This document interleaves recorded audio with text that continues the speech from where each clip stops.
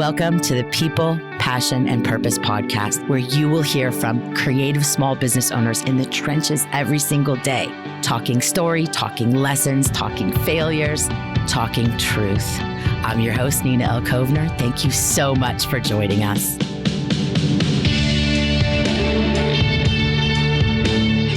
Welcome to the podcast, Brenda Amaral.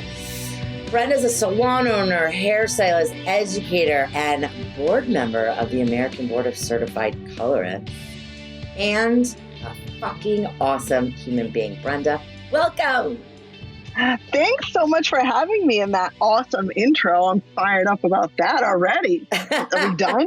That was great. Yeah, that was it. And thank you for listening to this episode. Good night. I also have to plug in there that I'm a new Intercoiffure member. Oh, congratulations. Thank you, darling. I appreciate So awesome. that so much. I know how hard you worked on that. Okay, so let's dive into this because you and I are friends. So this is going to be hard to keep it not like we're going to go off on some major personal conversation. So let me try try not to do that. I'm going to try to do my podcast, my professional podcast voice. So let's dive in. I'm so stoked. There's so many questions I have for you.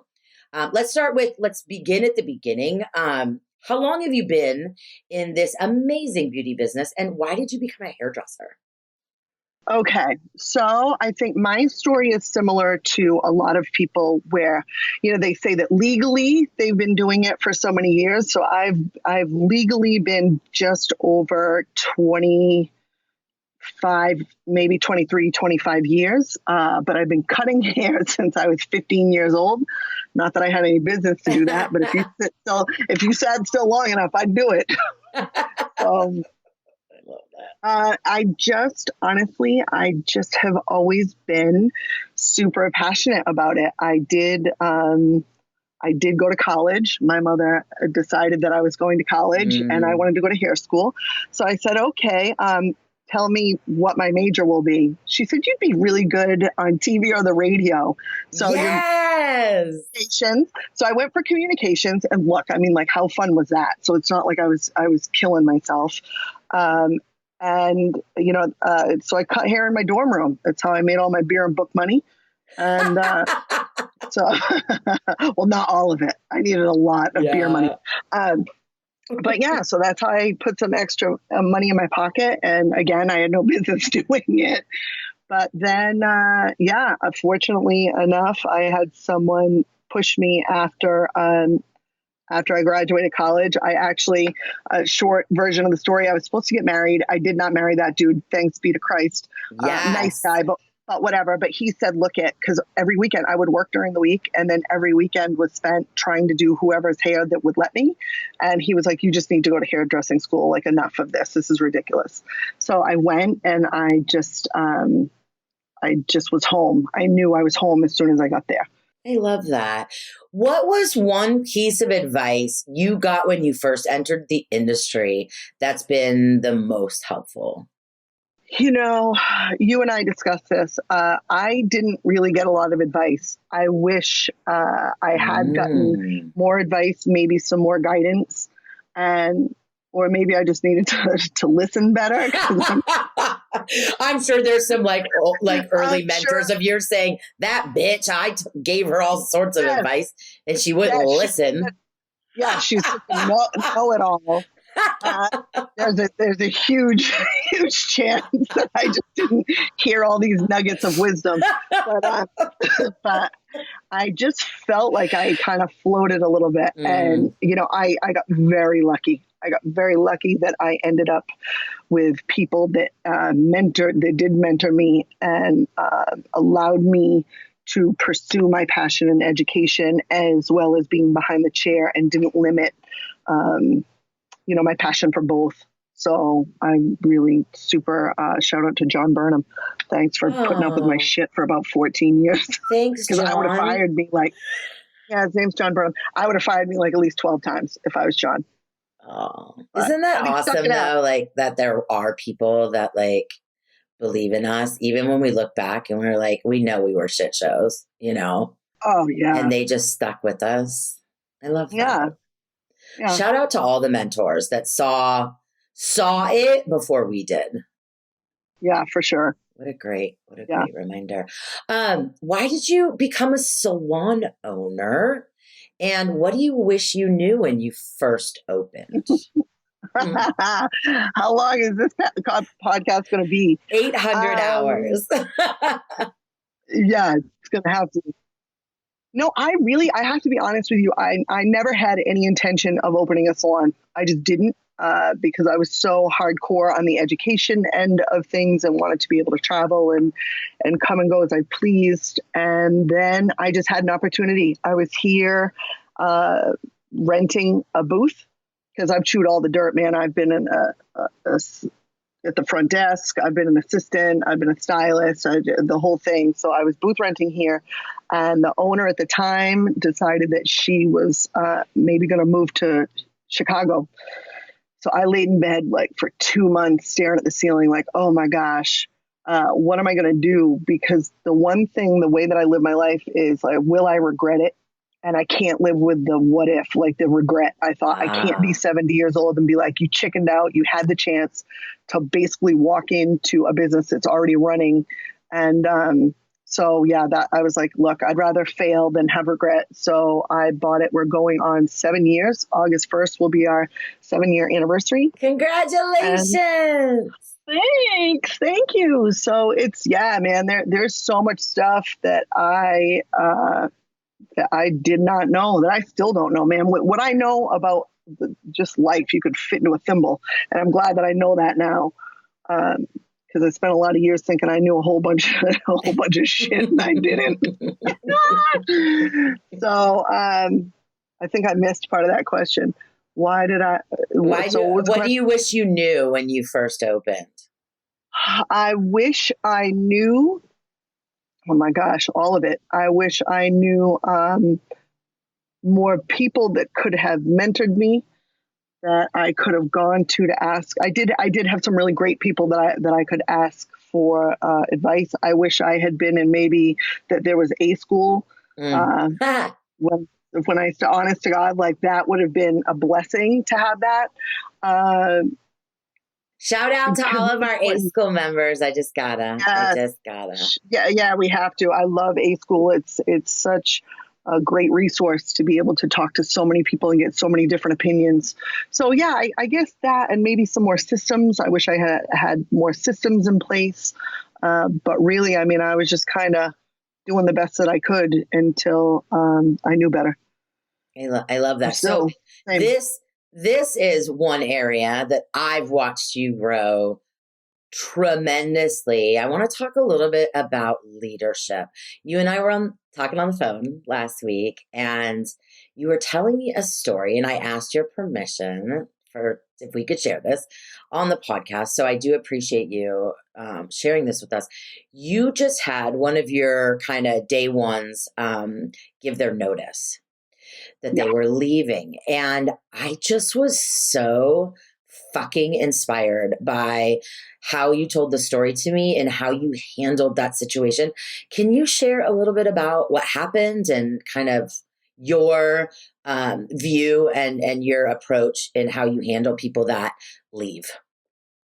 Absolutely. I'm happy to share it, and thanks for asking, and thanks for being inspired by it. That means a lot to me. So look, I come from the mindset that people are not going to be here forever. And this industry can be so cutthroat and so sneaky and so like just all of those things that I am not. I am transparent, sometimes to a fault, which you know this about me. Mm-hmm. So when I hire people, I just tell them, look, as long as you're completely open and honest with me, I will get you to wherever you want to go if I can. And then if I can't, I will introduce you to someone that can pick you up from there and get you to the finish line.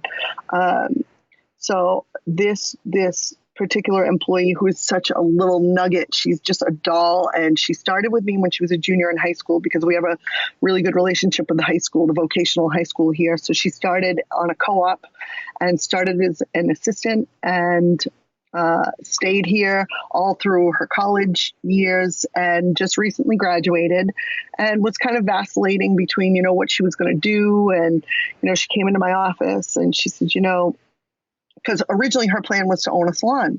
So I said, look, if you want to own a salon, I will get you there. And what happens in this industry, because she doesn't know, I said, is normally you're trying to gather up all your clients and be really secretive about it. And then, you give your notice and hopefully the salon is built in time. Otherwise, you have to go find a spot to be at. So we're not going to do that. So if you want to open a salon, you stay here until the minute the construction is done, and I will wish you well and send you a fruit basket, because I don't gain anything from trying to hold anybody back from their dreams. I just think it's a rotten thing to do, and I wouldn't want someone to do that to me.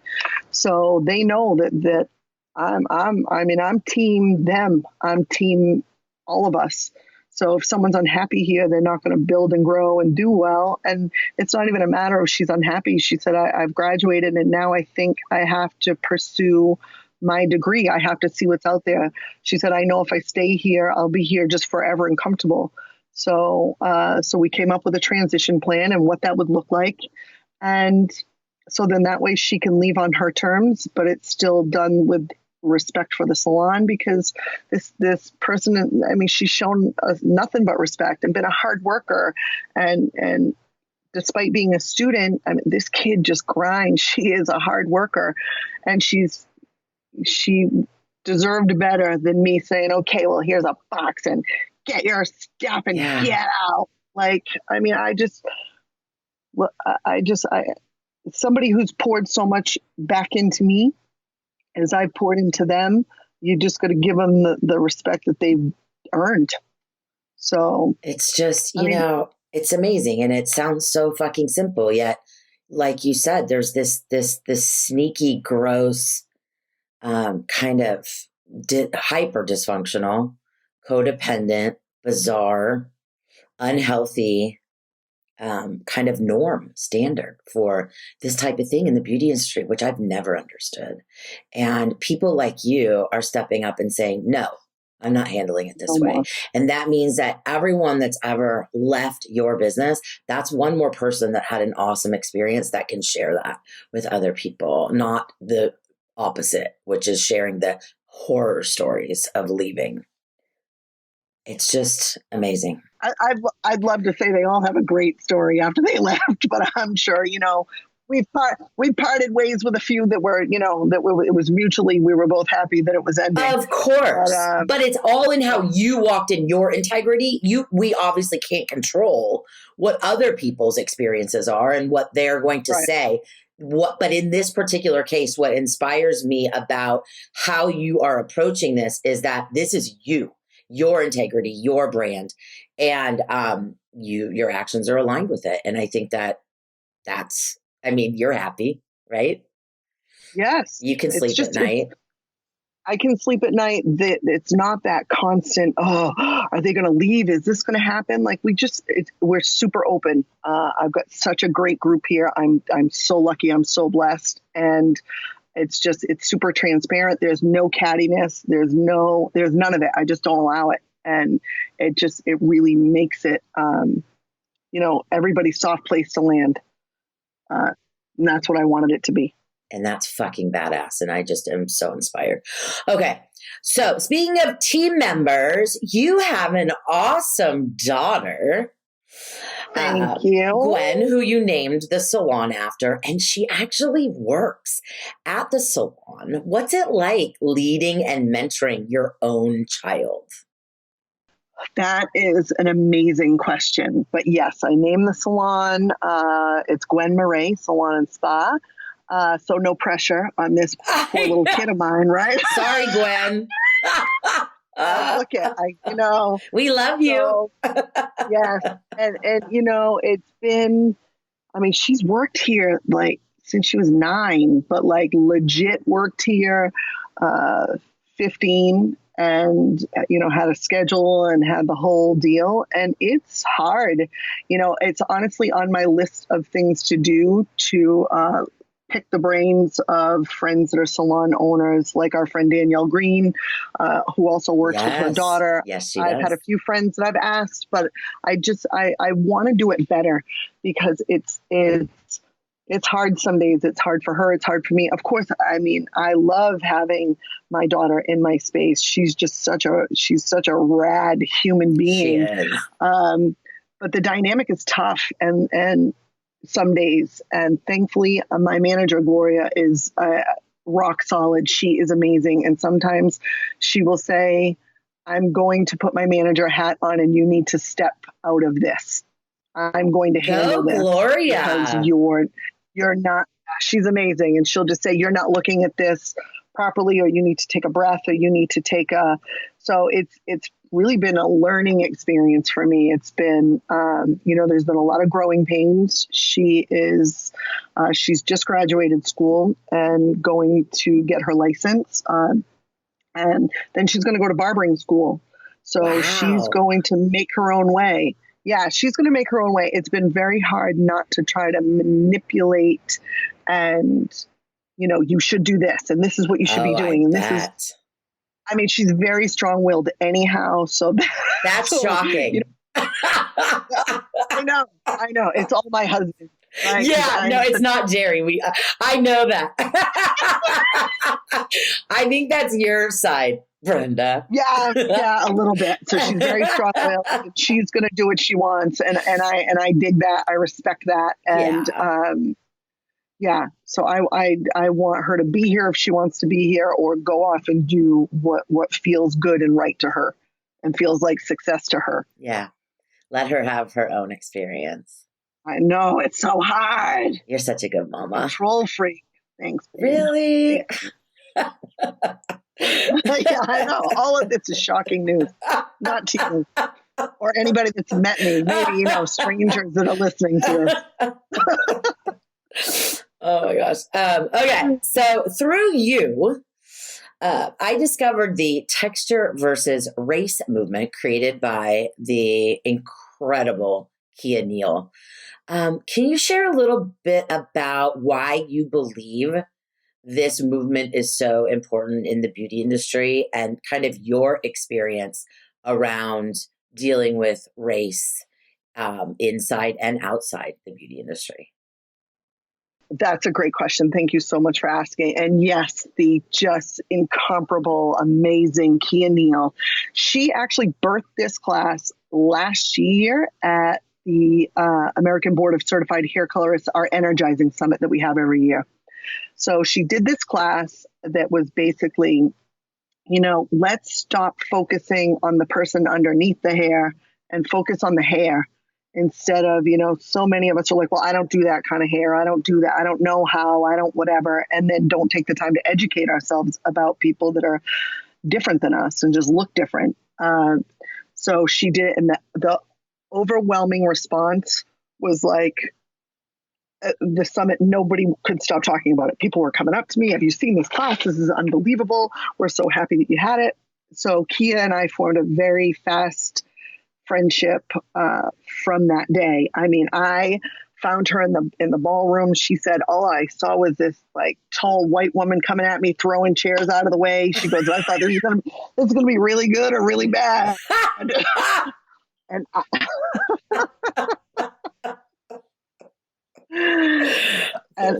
she and I have been like peas and carrots ever since. And I think, her vision and her dedication to listening to the call that we need to desegregate this business, this industry, that people are just so comfortable with having. I mean, we all know there's white salons and black salons. Like, we all know this. I mean, of course, there are multicultural as well, but it's more the norm that, you just have people that look like you that work for you, people that look like you that come into your salon. And Kia is really on a mission to push this movement forward so we all learn how to work on everyone and embrace everybody's differences instead of, people walking into our salon and we go, oh, no, sorry, with no openings, because we don't know how to do it, because we've not taken the time to educate ourselves and learn about other people, because that's just fear. That's all that is. Like, well, that's different, and I'm not going to do it, or I'll send you down the street to the people that do that. It's just because eventually we're all going to have some kind of textured hair. Eventually, it's so we need to know what we're doing. We need to change. We're in an industry of change, and so many of us don't want to change what we do. Right. So it's we're so proud because I'm also vice president of education for a distributor here in the Northeast Coastline Education, and we're just so proud to back her and have her, doing education with us, with her education team. She's a powerhouse, and She if anybody's going to do this, she is. And I feel like my purpose is to spend all of my unearned privilege to get her in every room that she belongs in, to talk to all the people that she needs to talk to in order to further the movement, so we can really break this cycle and make it stop. It's fucking incredible. What would I do as someone listening right now if I'm a white person working in a white salon? What do I do? How do I learn more about texture versus race? How do I step into this discomfort? How do I use my privilege to create spaces and open doors? That is such a great question. First of all, go to Texture versus Race on Facebook and join the group. And there's a lot of conversations that happen there, and some of them are super uncomfortable. If you are a white person who's never really had to think about the fact that you're white, because most of us don't, because we're the default in our society, which I know will make some people upset that they heard me say that, but it's true. Really start working on yourselves and doing some education. There are so many mentors out there. Layla Saad, Catrice Jackson, Rachel Cargill. I'm sure that I'm missing plenty. Look up things like what's white privilege, and learn how to start dismantling this systemic racism that's in our society. And so that way you don't feel fragile. You don't feel uncomfortable saying black and saying white. Like, some of us feel just that makes us uncomfortable. Mm-hmm. So once you start doing a little work and research, because it doesn't take much digging online to read it, and the more uncomfortable it makes you, the more reading you should do. Because it's so vital and so necessary. And because I feel like we decide there's either good people or bad people, and you're either racist or you're not racist. And if I'm racist, it just means I hate people because of the way that they look. So most of us are good people and would never think like, I don't like people because of the way that they look. So we're comfortable thinking that, well, we're not racist. We don't say racist things, but there's microaggressions that happen every single day. And every day when I wake up, I figure out how I'm going to be anti-racist. I read an article, I read a book, I watch a video, I do something to plan to be anti-racist every day. Wow. That's fucking amazing. Thank you, friend.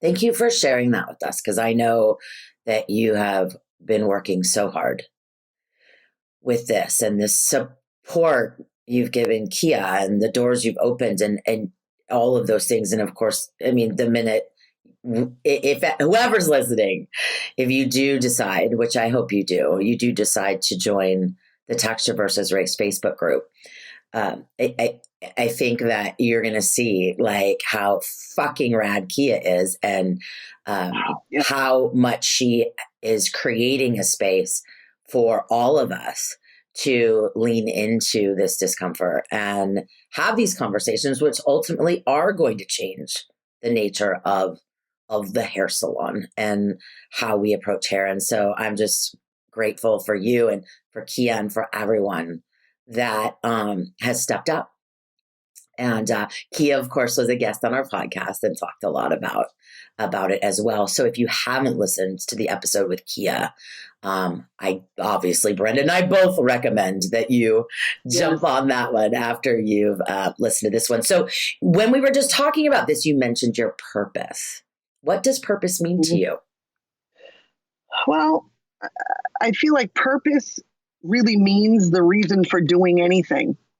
And my purpose has changed and shifted over the years. And, the more that I mature and grow up and figure out, where my blind spots are and what I need to change, then that's what I focus on. So my purpose is always to share my education, my experiences with people in order to help. I had mentioned earlier the distributor that I work for. We do a 4-day, Lisa Kelly and I designed a class. It's called Color Freaks and Geeks. That it's a generic class. It's 4 days of generic. It's not about a manufacturer. We can teach you how to use whatever you use better. So the fact that I can walk away from a class and I wasn't pushing product but you get to go back and do better and be better and have more fun while you're doing it. That's part of my purpose. My purpose is to try to be a better parent every day, to be a better boss, to be a better friend. Like I'm always trying to work on myself and really be more self-aware because I wasn't for so many years. So now I'm just so heavily dedicated to, my purpose is to be better every day at no matter what I'm doing and to serve others with that purpose. You are a good friend and you're an incredible leader and change maker. And I'm so fucking honored to know you, to be your friend and your coach.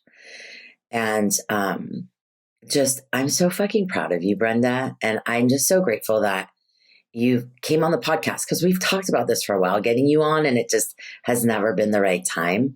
And I just love that right now is the right time because you are just lighting up. And I'm getting super, of course, emotional because, me, but thank you. Thank you. Where can we, do you have a favorite quote? Okay. I have two. I love that. Yeah. So Maya Angelou's, when you know better, you do better. So I have said that for years, and shame on me for actually not spending more time learning about her because she is amazing. Amazing. And then I heard this one not that long ago, and I don't know much about this dude, and I don't know if I heard it on your podcast, but it was, let me think. We judge ourselves by our intentions and others by their behavior. Ooh. And when I heard that, I thought, wow, yep. And so, who said that? Do you know whose quote it is? Stephen Covey. Oh, Stephen Covey. Yeah. Stephen Covey. Oh, Seven Habits of Highly Effective People. Stephen Covey. Okay. Yeah. I didn't read that, and I'm hoping he's not highly problematic, but, I mean, no, that was I hope he's not highly problematic. I mean, you have to say that in 2019. Of course, I understand that. He is a very, very, very decades long leadership voice and coach. Okay. And he did, what he's most known for is the 7 Habits of Highly Effective People. Okay. Well, there you go. I thought that quote, I heard that and it landed with me. And I said, you're right. I said, because sometimes I just get pissed at people, the way they act, and had maybe I acted the same way. Like I wouldn't be judging myself the same way I'm judging this person right now. And I'm sure if I talked to them, their intent was not that. But I want to be very clear that impact is more important than your intention. So you do have to think about how things land with other people. But I do try to give way more grace than I did before, because I think ultimately most people are just trying to do the very best that they can. I love that, and I agree 1,000%. I'm glad. I love your quote choices. I love you. Where can we find you? I love you. You can find me. Let's see. You can find me on Instagram at Brandola, BRENDOLAH. On Facebook. I mean, once you find me on Instagram, you can kind of find me everywhere else. But if you're just on Facebook, it's Brenda. My maiden name is Bilodeau, Brenda Bilodeau Amaral. You can find information at coastlineedu.com. But, if you just land on one, that'll pretty much get you to the rest of them. Yay. So thank you. If you want to reach out, reach out. Reach out. Brenda's very generous with her brain, as you can tell, and with her heart. I try. And we're so stoked to get to share your story on the podcast. Thank you so much. Thank you so much. It was a pleasure and an honor. And I love you so much. Me too. Thanks, everyone, for listening, guys. Have an awesome day. Thank you so much for listening to today's podcast. To learn more about Passion Squared, you can visit us at passionsquared.net. You can find us on the gram and on Facebook at Passion Squared. And be sure to subscribe and share with your friends. We're so grateful. Thank you so much for joining us. Have an awesome day, guys. Love you.